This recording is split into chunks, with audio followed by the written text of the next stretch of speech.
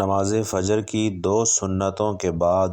جو یہ تسبیح پڑھتا ہے سارا دن جو منہ سے بولتا جاتا ہے اللہ پاک عطا فرماتے جاتے ہیں۔ پیارے آقا صلی اللہ علیہ وسلم نے فرمایا، شروع اللہ تبارک و تعالی کے نام سے جو بڑا مہربان نہایت رحم کرنے والا ہے۔ محترم ناظرین، یہ وہ فضیلت اور برکت والی تسبیح ہے کہ جس کو پڑھنے سے نہ صرف گناہ معاف ہوتے ہیں بلکہ فجر کی نماز کے بعد جو شخص یہ تسبیح پڑھتا ہے اللہ تعالیٰ اس کی دن بھر کی تمام حاجتوں کو پورا کرتے ہیں، اللہ اس کی پریشانیوں کو دور کرتے ہیں اور اسے بے شمار رزق غیب سے عطا فرماتے ہیں۔ رسول اللہ صلی اللہ علیہ وسلم فرماتے ہیں کہ جو شخص صبح اور شام 100 مرتبہ یہ تسبیح پڑھے گا تو قیامت کے دن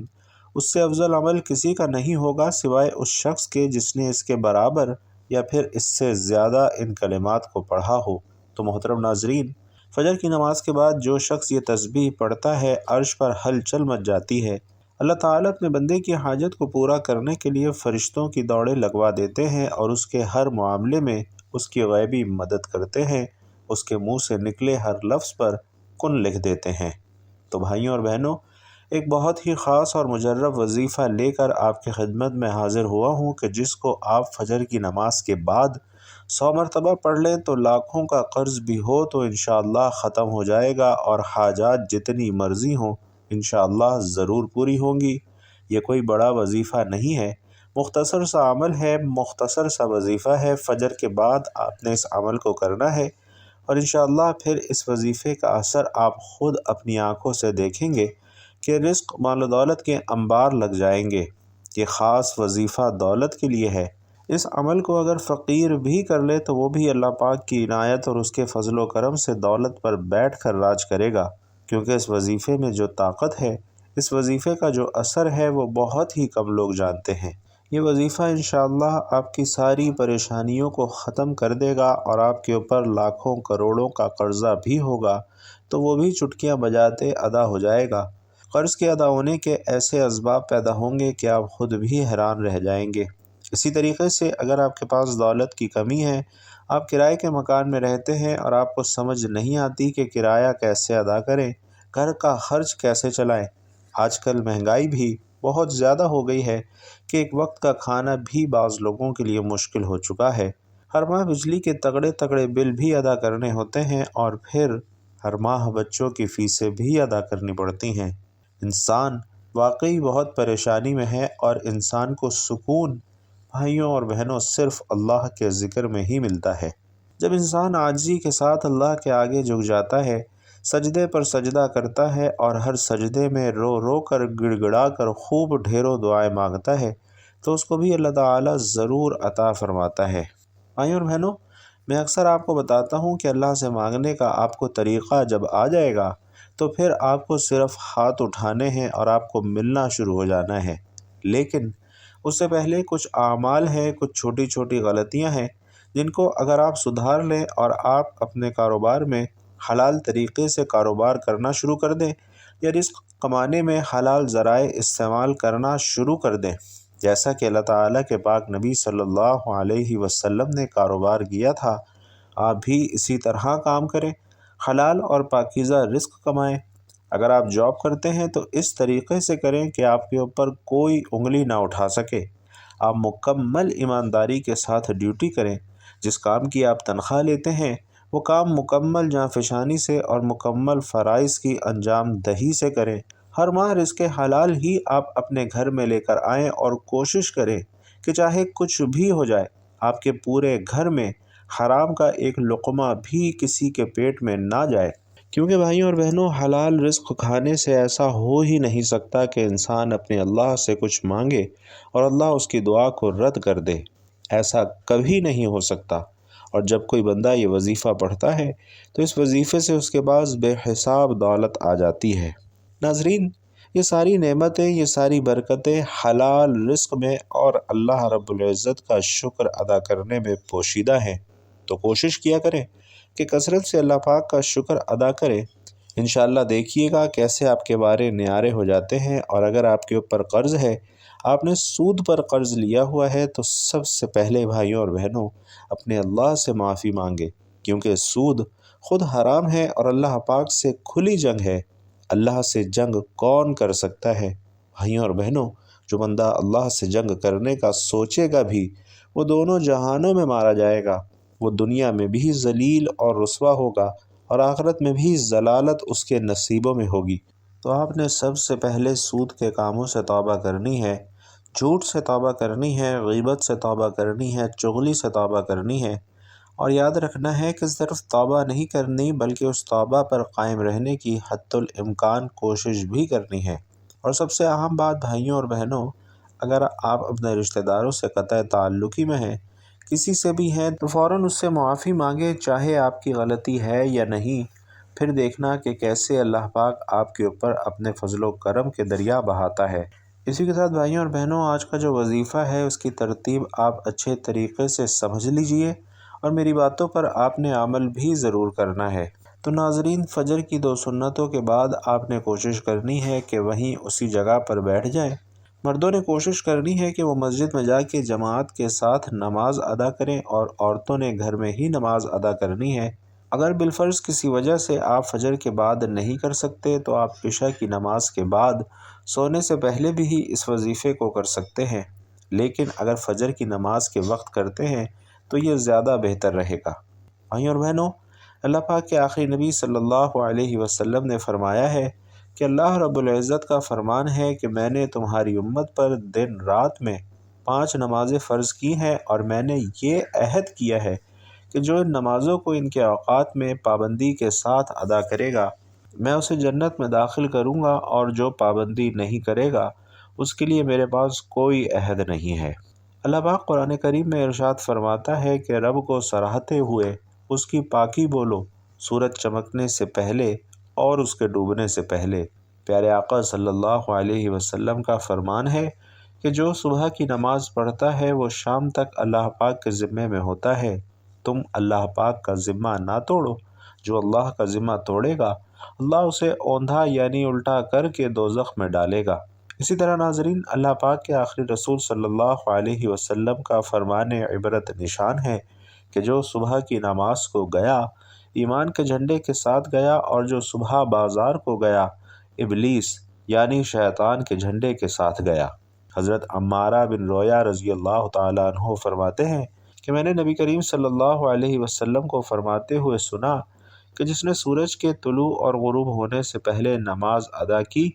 یعنی فجر اور عصر کی نماز، وہ ہرگز جہنم میں داخل نہ ہوگا۔ اسی طرح حضرت ابو عبیدہ رضی اللہ تعالیٰ عنہ بیان کرتے ہیں کہ رسول علیہ السلام نے فرمایا کہ جمعے کے دن پڑھے جانے والی نماز باجماعت سے افضل کوئی نماز نہیں ہے،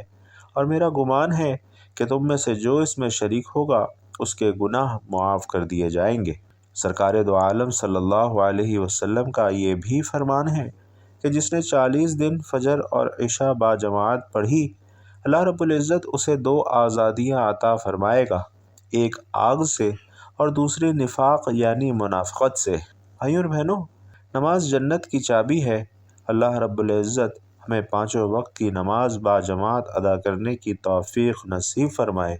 جو صبح کی نماز سورج نکلنے سے پہلے پڑھ لے یعنی باجماعت ادا کرے تو ایسا بندہ اللہ پاک کے ذمے میں چلا جاتا ہے، اور جو 2 نمازیں یعنی فجر اور عصر کی نماز شوق سے پڑھتا ہے تو اللہ رب العزت اس کے لیے باقی نمازیں پڑھنا بھی آسان کر دیتا ہے، اور جب اسے موت آئے گی تو اللہ پاک اس کے لیے جنت کے 8 دروازے کھول دیتا ہے۔ فجر کی سنتیں دنیا کے خزانوں سے بہتر ہیں، اور اللہ پاک قیامت کے دن اس شخص کو اپنا دیدار نصیب کرے گا۔ فرمان مبارک ہے کہ اے میرے صحابہ، منافق بندے پر بوجھل اور سب سے بھاری نماز فجر کی نماز ہے۔ تو بھائیوں اور بہنوں، فجر کی نماز کی فضیلتوں کو مد نظر رکھتے ہوئے گزارش ہے کہ اگر آپ اپنی دنیا اور آخرت سنوارنا چاہتے ہیں اور دونوں جہانوں میں کامیابی حاصل کرنا چاہتے ہیں تو فجر کی نماز کو اپنے اوپر لازم کر لیجئے۔ اللہ رب العزت ہماری موت اور آخری سانس بھی نماز فجر ادا کرتے ہوئے نکالے، آمین یا رب العالمین۔ تو بھائیوں اور بہنوں، آپ نے سب سے پہلے ایک مرتبہ بسم اللہ الرحمن الرحیم پڑھ لینی ہے۔ ناظرین، کسی بھی ایسے کام کا آغاز جو جائز ہو، اللہ کا نام لینا اور اسے شروع کرنا انبیاء علیہم الصلاۃ والسلام کی سنت مبارکہ ہے۔ جو اس کام میں برکت پیدا کر دیتی ہے۔ جب نبی کریم صلی اللہ علیہ وسلم کوئی بھی کام کی ابتدا کرتے تو اللہ تعالیٰ کے بابرکت نام سے ہی کرتے۔ آپ صلی اللہ علیہ وسلم نے فرما رواؤں کے نام خطوط لکھے، ان کا آغاز بھی اللہ رب العزت کے نام سے ہی کیا۔ تو ناظرین، اس سے معلوم ہوتا ہے کہ کس قدر اہمیت کی حامل یہ بسم اللہ شریف ہے۔ تو آپ نے بھی سب سے پہلے بسم اللہ الرحمن الرحیم سے آغاز کرنا ہے اور اس کے بعد نبی کریم صلی اللہ علیہ وسلم کی ذات اقدس پر 11 مرتبہ درود پاک کا نذرانہ پیش کرنا ہے۔ درود پاک بے شک آپ مختصر سا پڑھ لیں، یعنی صلی اللہ علیہ وآلہ وسلم یا پھر صلی اللہ علی محمد، لیکن بہتر یہی ہے کہ آپ نماز والا درود یعنی درود ابراہیمی ہی پڑھیں۔ حضرت عبداللہ بن عمر رضی اللہ تعالیٰ عنہ سے روایت ہے کہ ایک شخص نے حضور اقدس صلی اللہ علیہ وسلم کی خدمت بابرکت میں حاضر ہو کر اپنی مفلسی اور تنگ دستی کی شکایت کی تو آپ علیہ الصلاۃ والسلام نے فرمایا کہ جب تم گھر میں داخل ہو اور گھر میں کوئی ہو تو اسے سلام کرو، اور اگر کوئی نہ ہو تو مجھ پر سلام عرض کرو اور ایک بار قل هو اللہ احد پڑھو۔ اس شخص نے ایسا ہی کیا اور اللہ تعالیٰ نے اسے اتنا مالا مال کر دیا کہ اس نے اپنے ہمسایوں کی بھی خدمت کی۔ فرمان مصطفیٰ صلی اللہ علیہ وآلہ وسلم ہے کہ جو یہ پسند کرے کہ اللہ تعالیٰ اس کے گھر میں خیر زیادہ کرے تو جب بھی کھانا حاضر کیا جائے وضو کرے، اور جب اٹھایا جائے تو اس وقت بھی وضو کرے، اور کھانے کے وضو سے مراد دونوں ہاتھوں تک اور منہ کا اگلا حصہ دھونا اور کلی کرنا ہے۔ اور اسی بارے میں سرکار مدینہ صلی اللہ علیہ وسلم کا فرمان ہے کہ اکٹھے کھانا کھاؤ، الگ الگ نہ کھاؤ، کہ برکت جماعت کے ساتھ ہے۔ ناظرین، اس حدیث پاک کے تحت حکیم الامت مفتی احمد یار خان رحمۃ اللہ علیہ فرماتے ہیں کہ ساتھ کھانا کھانے میں تھوڑا کھانا بھی کافی ہو جاتا ہے، آپس میں محبت بڑھتی ہے۔ سرکار دو عالم صلی اللہ علیہ وسلم کا فرمان مشکبار ہے کہ جو شخص دسترخوان سے کھانے کے گرے ہوئے ٹکڑوں کو اٹھا کر کھائے وہ فراخی کی زندگی گزارتا ہے اور اس کی اولاد میں بھی عافیت رہتی ہے۔ رزق میں برکت کا ایک سبب ناظرین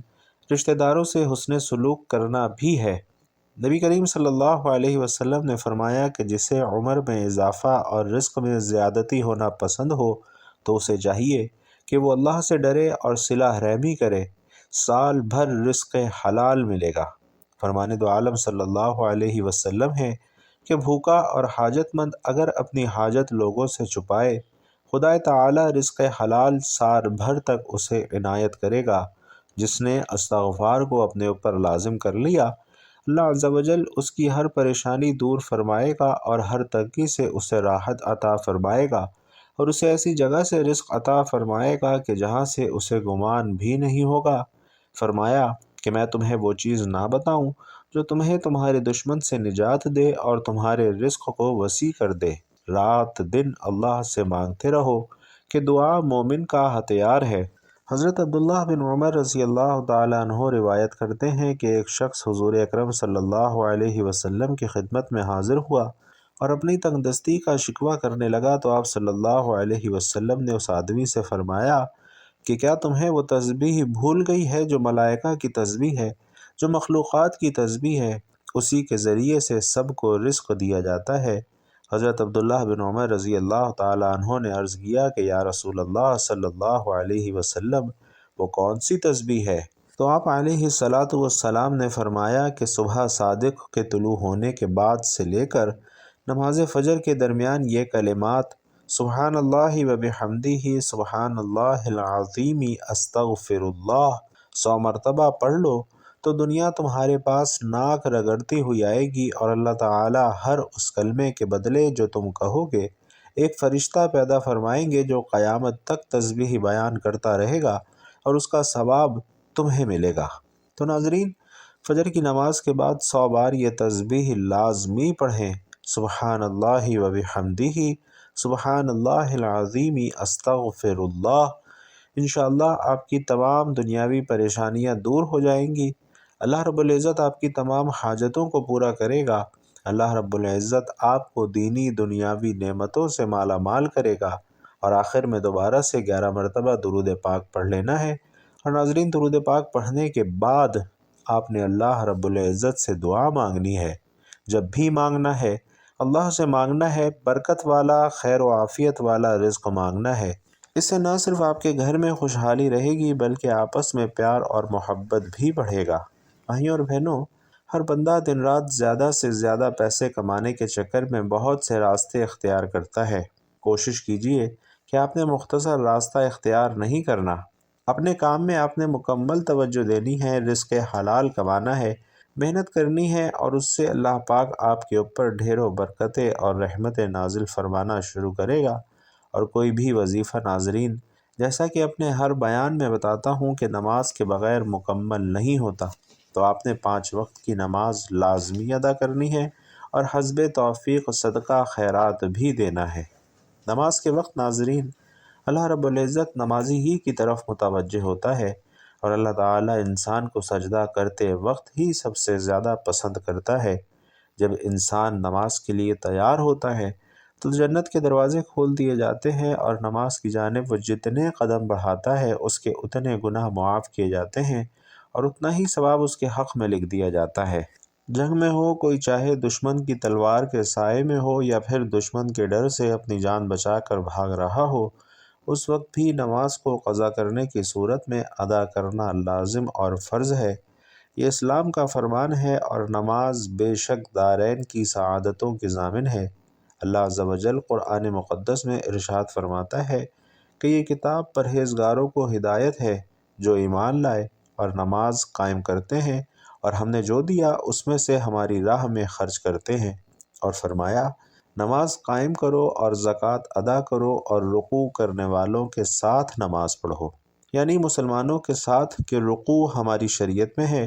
یا پھر باجماعت نماز ادا کرو۔ ناظرین محترم، نماز کا مطلقاً ترک کرنا سخت ہولناک چیز ہے، اور اسے قضا کر کے پڑھنے والوں کے لیے فرمایا کہ خرابی ہے